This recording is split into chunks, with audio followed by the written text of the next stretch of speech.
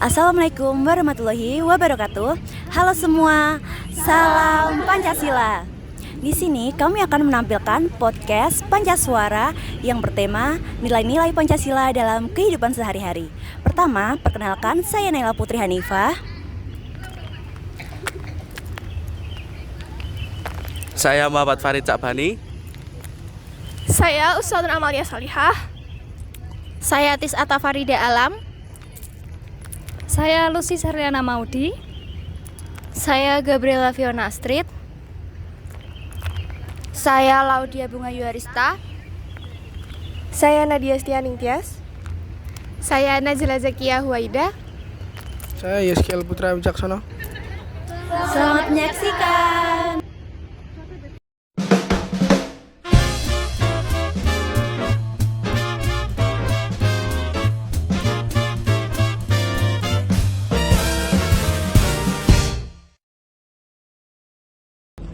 Halo sahabat Pancasila, selamat datang di podcast Pancaswara. Podcast yang akan mengupas tuntas isu-isu penting seputar Pancasila dengan saya Kial. Dan saya Nana. Kali ini kita akan membahas tema yang sangat relevan, yaitu nilai-nilai Pancasila di kehidupan sosial masyarakat. Dan hari ini kita sudah kedatangan tamu yang sangat luar biasa. Bisa disebutkan Kak Kial siapa Ada saja? Kak Najla dan Kak Bunga. Halo. Hai, selamat pagi Kak Najla dan Kak Bunga. Bagaimana kabarnya hari ini? Sangat baik. Alhamdulillah baik sekali. Alhamdulillah. Bagaimana dengan dua host kita? Luar biasa baik. Luar biasa baik.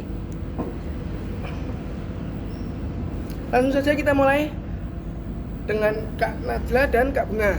Menurut kalian bagaimana Pancasila saat ini diterapkan dalam kehidupan sehari-hari masyarakat? Kalau menurut aku ya, Pancasila itu sebagai moral kompas bangsa, yaitu dia itu sebagai mengarahkan kita untuk berkehidupan sosial, untuk berkegiatan yang lainnya. Tanpa Pancasila itu kita bisa menimbulkan banyak konflik di kehidupan sosial masyarakat gitu. Iya, betul banget itu. Pancasila itu jadi pondasi supaya masyarakat itu tetap saling menghargai, apalagi di negara yang majemuk seperti Indonesia ini. Betul sekali Kak Bunga. Sebagai mahasiswa khususnya prodi PPKN, apa sih contoh nyata dari nilai ketuhanan yang Maha Esa yang bisa kita lihat di kehidupan sehari-hari? Contoh nyata dalam sila pertama itu ya, dalam kehidupan sehari-hari itu, contohnya itu kita harus saling menghargai teman-teman yang berbeda agama. Seperti itu. Sama kita tidak bisa memaksakan agama kepada orang lain, kayak kamu harus masuk ini pun itu tidak boleh, teman-teman. Iya, kebebasan ya berarti. Iya. Kebebasan untuk memilih. Betul. Menarik. Jadi tentang toleransi itu bukan sekedar teori. Lalu untuk nilai kemanusiaan yang adil dan beradab, bagaimana kita bisa melihatnya? Kalau untuk kemanusiaan yang adil dan beradab itu, contohnya kita bisa berteman dengan siapapun tanpa membeda-bedakan dari sukunya, dari agamanya, dari rasnya. Kita bisa berteman dengan siapapun. Dan juga kita itu saling menolong tanpa membeda-bedakan suku, ras gitu. Oh ya, benar-benar banget. Kita semua pasti pernah yang namanya gotong royong atau Betul. kerja bakti atau apa gitu Kerja kan. kelompok. Kerja kelompok juga bisa. Masuk. Nggak peduli sama siapa, dari mana, dari ras suku apa, Iya. kita tidak membeda-bedakan ya. Betul, karena kita semua sama. Iya, Kita jadi tahu bahwa Pancasila itu bukan sekedar hafalan, namun tindakan. Setelah jeda ini, kita akan melanjutkan pembahasan dengan nilai-nilai dan bintang tamu yang berikutnya. Tetap di Pancaswara. Jangan kemana-mana, tetap di Pancaswara. Baik, kembali lagi di Pancaswara. Kita melanjutkan obrolan-obrolan yang tadi. Namun kali ini kita dibersamai oleh dua host yang berbeda dan juga dua bintang tamu yang berbeda. Aku sebagai host, perkenalkan, nama aku Muhammad Farid Cakbani bersama rekan saya. Saya Ustadzah Amalia Salihah. Kita di sini akan memandu jalannya podcast Pancaswara sesi kedua ini. Nah, untuk bintang tamu kali ini silahkan bisa perkenalan. Halo, saya Naila Putri Hanifah. Halo, saya Gabriela Fiona Astrid. Nah, melanjutkan yang tadi, yaitu sila yang ketiga, Persatuan Indonesia.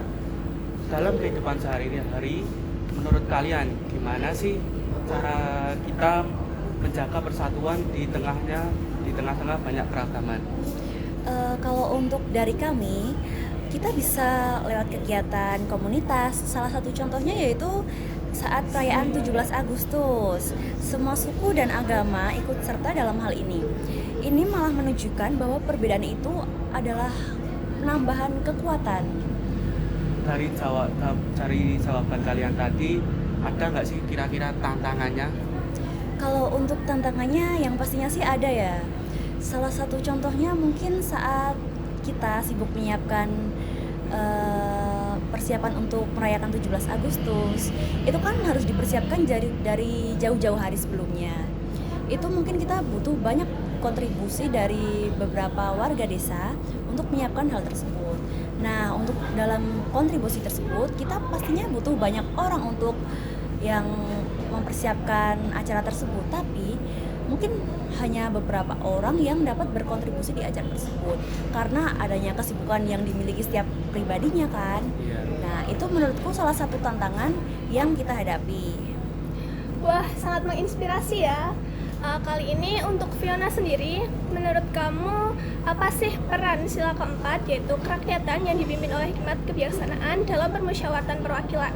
Apa makna sila keempat tersebut dalam kehidupan sehari-hari kita nih? Makna sila keempat dalam kehidupan sehari-hari itu berarti setiap keputusan penting harus diambil melalui musyawarah.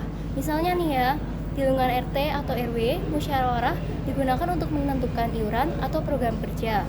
Itu adalah esensi dari demokrasi kita. Jadi bukan hanya di level negara, tapi juga ada di lingkungan terkecil.